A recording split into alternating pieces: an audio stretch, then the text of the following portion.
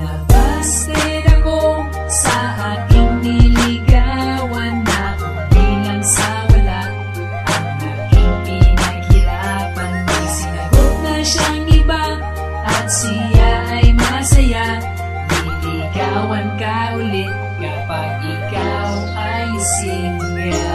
Basta na naman ako at ilang beses na ba itong nangyari sa akin?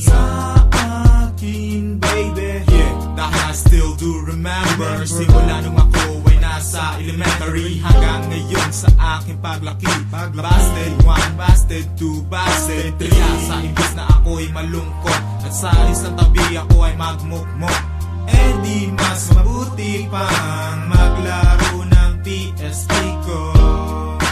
Ng PSP ko, yeah, yeah. At tanggap ko na nabasted na naman ako. Nabasted ako sa aking niligawan na bilang sa wala.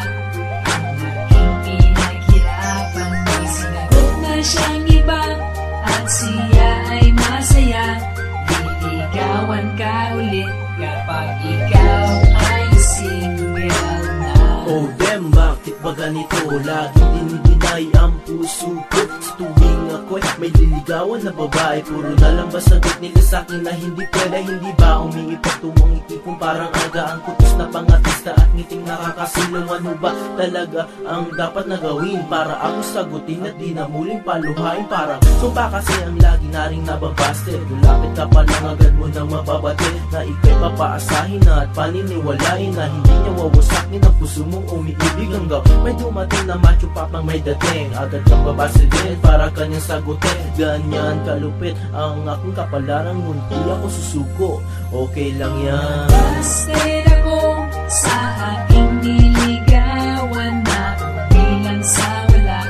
Ang aking pinaghirapan, may sinagot na siyang iba at siya ay masaya.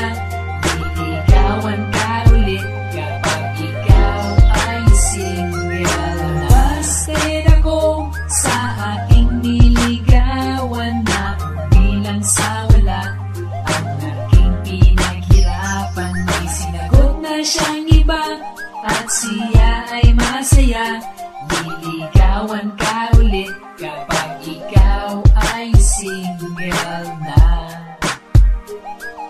Tol, di ba kilala mo yung nililigawan ko? Diba? Kilala mo yun? Ano kaya sapakin natin yun?